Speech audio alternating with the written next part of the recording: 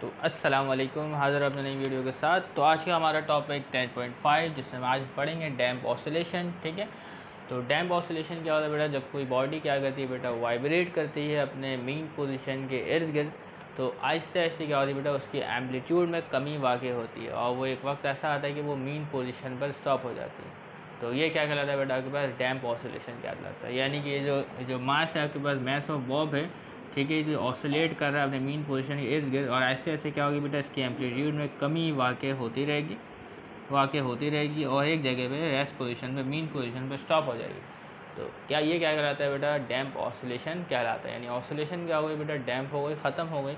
तो इसी तरीके से बेटा एक सरफेस है हमारे पास, ये जो ब्लॉक है हमारे पास, तो इसको हम एक्सट्रीम पोजीशन पर लेके जाएँ और इसे छोड़ दें, तो ये अपने मीन पोजीशन के इर्द गिर्द ऑसिलेट करेगा और एक वक्त आएगा बेटा, एम्पलीट्यूड घटता जाएगा और स्टॉप हो जाएगा। तो एम्पलीट्यूड क्या होता है बेटा, मीन पोजीशन से जो मैक्सिमम डिस्टेंस होता है या मिनिमम डिस्टेंस होता है, उसको क्या कहते हैं बेटा, एम्पलीट्यूड कहते हैं। ठीक है, तो अगर आप वेव में देखेंगे, तो अगर यहाँ देखें बेटा सिंपल पेंडुलम है, तो ये क्या है बेटा, इक्विलिब्रियम पॉइंट है, मीन पोजीशन है, तो ये जो यहाँ तक पार्टिकल जा रहा है मैस, तो ये क्या बेटा, इसका एम्पलीट्यूड है। और अगर यहाँ तक जा रहा है तो कम एम्पलीट्यूड है, तो यहाँ तक जा रहा है ये भी क्या बेटा, एम्पलीट्यूड है। ठीक है, तो आज ज़रा देखते हैं इसको, दी ऑसिलेटिंग सिस्टम। तो एक ऑसिलेटिंग सिस्टम जिसमें ऑसिलेशन हो रही हो, can not be assume to have a fix amplitude. तो एक ऑसिलेटिंग सिस्टम में एम्पलीट्यूड जो है बेटा आपके पास फिक्स नहीं रह सकता। ठीक है, नहीं हो सकता। तो अगर सोचो मैं सिंपल पेंडुलम को वाइब्रेट करूँ, तो इसका जो मास आपके पास है, ये जो इनकी एम्पलीट्यूड है यहाँ तक मौजूद है, तो ये ऐसा नहीं कि एम्पलीट्यूड हर वक्त इतना ही मौजूद रहेगा, बल्कि एम्पलीट्यूड में क्या है बेटा, कमी होती रहेगी। ठीक है, तो लिखा हुआ हमारे पास, the oscillating system can not be assume to have a fix amplitude. तो एम्पलीट्यूड आपके पास फिक्स नहीं होगा, ठीक है, unless energy is provided to them. तो जब तक आप उसको एनर्जी फराहम ना करें, अगर आप एनर्जी फराहम करते रहेंगे उसको, तो जो उसकी एम्पलीट्यूड है आपके पास फिक्स रहेगी। लेकिन आप उसको एनर्जी फराहम ना करें, तो एक बार इसको डिस्प्लेस करें, छोड़ दें, और ऐसे ऐसे पेंडुलम क्या है बेटा, इसकी एम्पलीट्यूड में कमी होती जाएगी और वो मीन पोजीशन पर रुक जाएगा।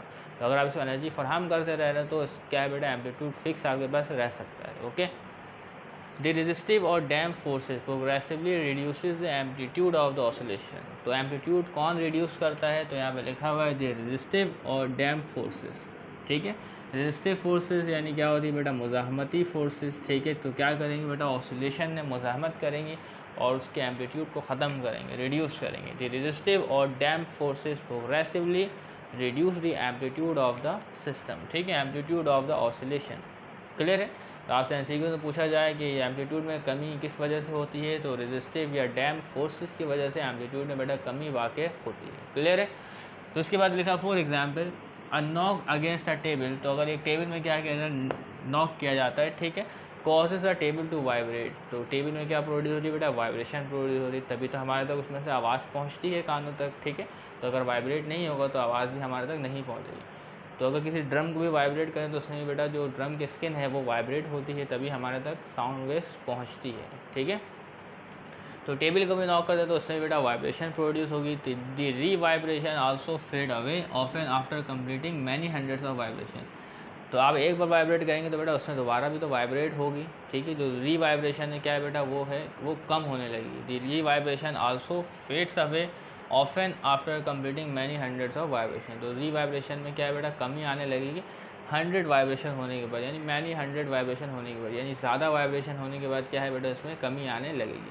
तो आप एक बार वाइब्रेट करेंगे लेकिन उसमें ज़्यादा बार वाइब्रेशन प्रोड्यूस होगी। ठीक है, the re vibration also fade away often after completing many hundreds of vibration. तो इसके लिए आप क्या कर सकते हैं बेटा, आप यूट्यूब पे लिखें कि tuning vibration of tuning fork, आप उसको ऑब्जर्व करें। ये आएगा जब हम पढ़ेंगे चैप्टर 11 साउंड्स के बारे में, तो वहाँ पे इसको डिस्कस करें। लेकिन अगर आप साउंड वेव्स को ऑब्जर्व करना चाहते हैं, ट्यूनिंग फॉर्क को ज़रूर देखें, उसको समझें।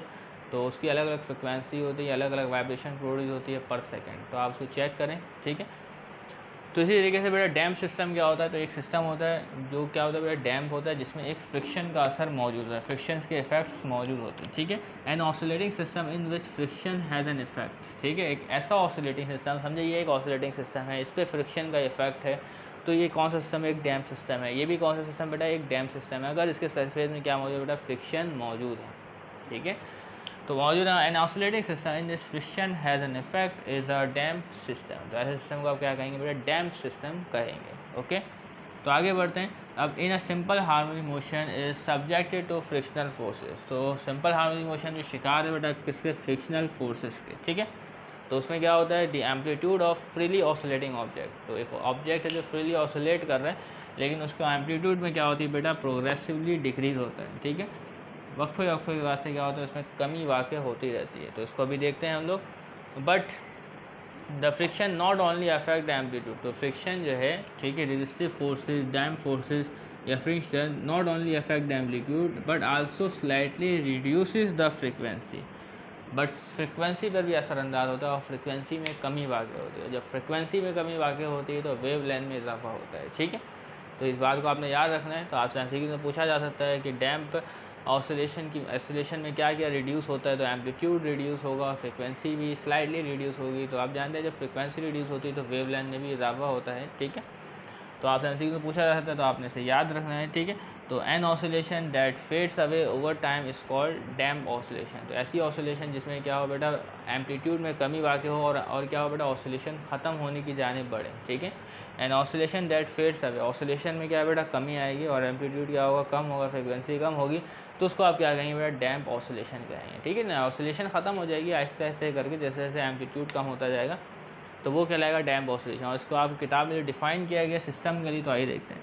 The oscillation of a system in the presence of some resistive forces, ठीक है। The oscillation of a system in the presence of some resistive forces are damp oscillation, ठीक है। जो सिस्टम में क्या हो रहा है बेटा, ऑसिलेशन हो रहा है इन the presence of resistive forces, तो उसको कहेंगे आप डैम्प ऑसिलेशन, क्योंकि वो जो ऑसिलेशन है एक वक्त बाद उसने स्टॉप होना है अपने मीन पोजीशन पर। तो इसके लिए आप ये देख सकते हैं बेटा, एक हमारे पास वेव्स मौजूद हैं, ठीक है। तो वाइब्रेशन, ठीक है, इसमें देखें क्या है बेटा, मीन पोजीशन से ये वेव हमारे पास मौजूद है, ठीक है। तो इसकी मीन पोजीशन से जो जब तक का फासला है, ये क्या कहलाता है, आपके पास क्या कहलाता है बेटा, एम्पलीट्यूड, ठीक है। ये भी क्या कहलाता है, मीन पोजीशन फासला एम्पलीट्यूड, क्लियर है। तो यहाँ पे भी क्या है बेटा, ये क्या कहलाएगा, यहाँ से यहाँ तक का फासला एम्पलीट्यूड, एम्पलीट्यूड, एम्पलीट्यूड, और ये भी एम्पलीट्यूड, ठीक है। तो आप देखेंगे बेटा, इससे क्या है बेटा, एम्पलीट्यूड में कमी वाक़ हो रही है। एम्पलीट्यूड में क्या वाक़ हो रही है बेटा, कमी वाक़ हो रही है। यहाँ देखें एम्पलीट्यूड ज़्यादा है, यहाँ कम हो गया, यहाँ कम हुआ, यहाँ कम हुआ और कम हुआ, कम कम कम कम। तो एम्पलीट्यूड में क्या है बेटा, कमी वाक़ हो रही है, ठीक है। तो क्या है बेटा, जो सिस्टम डैम्प हो, जिससे फ्रिक्शन का असर हो, तो उसमें क्या होता है बेटा, ऑसिलेशन में कमी और एम्पलीट्यूड में भी कमी होती रहती है, ठीक है। तो आप यहाँ पे ऑब्जर्व कर सकते हैं, ये पिक्चर आपकी किताब में भी मौजूद है, ठीक है। तो इसी तरीके से एक इसकी एग्जांपल ली गई है डैम्प सिस्टम की। तो हमारे पास तो गाड़ियों में क्या मौजूद होता है, एक शॉक एब्जॉर्बर मौजूद होता है, ठीक है। तो आप इसको बाइक में आसानी से ऑब्जर्व कर सकते हैं बेटा, बाइक के दो हैंडल के आगे दो जंप्स लगे हुए होते हैं और दो पीछे जंप्स लगे हुए होते हैं, ठीक है। तो उसको क्या कहते हैं बेटा, शॉक कहते हैं, ठीक है। तो बाइक के लिए क्या कहते हैं, एक आगे वाला जो शॉक है, फ्रंट शॉक और रेयर शॉक। तो उसी में से क्या होता है बेटा, जो गाड़ियाँ जब चलती हैं, तो जब किसी गड्ढे से गुजरती हैं तो गाड़ियों पे एक शॉक पड़ता है, ठीक है। तो उस शॉक का काम क्या होता है, शॉक का काम ये होता है, शॉक एब्जॉर्बर का, जो मैकेनिकल एनर्जी प्रोड्यूस हो रही है इन द फॉर्म वाइब्रेशन की वजह से, कि जैसे ही गाड़ी गड्ढे पे जा रही है तो वाइब्रेशन प्रोड्यूस हो रहा है, तो वो क्या है बेटा, आपके पास मैकेनिकल एनर्जी है, ठीक है। तो क्या है बेटा, शॉक जब आपके अच्छे हालत में रहेगा, ठीक है, बिल्कुल उसकी मेंटेनेंस केयर की जाएगी, तो शॉक एब्जॉर्बर जो गाड़ी में वाइब्रेशन प्रोड्यूस हो रही है उसको क्या कर लेगा बेटा, एब्जॉर्ब कर लेगा, उस मैकेनिकल एनर्जी को एब्जॉर्ब कर लेगा और उसको कन्वर्ट कर देगा बेटा थर्मल एनर्जी में, ठीक है। Thermal energy of the oils में कन्वर्ट कर देगा। बात समझ में आ रही। तो इसी तरीके से कारों में भी शॉक एब्जॉर्बर मौजूद होते हैं, ठीक है, जो उसके साथ जुड़े हुए होते हैं, यानी जो जम वगैरह आप देखते होंगे, ठीक है, उसके अंदर शॉक एब्जॉर्बर मौजूद होते हैं, जिसके अंदर ऑयल होता है, पिस्टन होता है। जैसे ही किसी गाड़ी पे शॉक पड़ता है, ठीक है, तो वो शॉक एब्जॉर्बर क्या करेंगे, उसे एब्जॉर्ब करेंगे, उस मैकेनिकल एनर्जी को, उस वाइब्रेशन को, उसको कन्वर्ट कर देंगे किसमें, थर्मल एनर्जी में ऑफ द ऑयल में, क्लियर है। तो शॉक एब्जॉर्बर जो है कनेक्ट होता है ऊपर गाड़ियों से और नीचे जो है बेटा एक्सल में कनेक्ट होता है, और इसका काम है बेटा शॉक को ख़त्म कर देना। तो आप जो गाड़ी में कभी आपको बैठना हुआ हो तो आप उसे महसूस करेंगे, जितने भी गड्ढे आए उसको ज़रा सा भी आपको फील नहीं होता हो, लेकिन कुछ ऐसी गाड़ियाँ, ऐसी मोटर बाइक्स जिसमें शॉक एब्जॉर्बर ख़राब हो, यानी उसमें ऑयल मौजूद ना हो, ऑयल सारा निकल गया हो, तो आप उसमें बहुत ज़्यादा ही शॉक महसूस करेंगे, ठीक है। तो अगर इसको मेंटेनेंस इसकी की जाती रहे वक्त ब वक्त, तो क्या है बेटा, कोई शॉक आपको महसूस नहीं होगा। तो उम्मीद करते हैं कि डैम्प ऑसिलेशन आपको समझ में आ गया होगा। तो मिलते हैं नेक्स्ट वीडियो में, तब तक के लिए इजाज़त दीजिएगा। अल्लाह हाफिज़।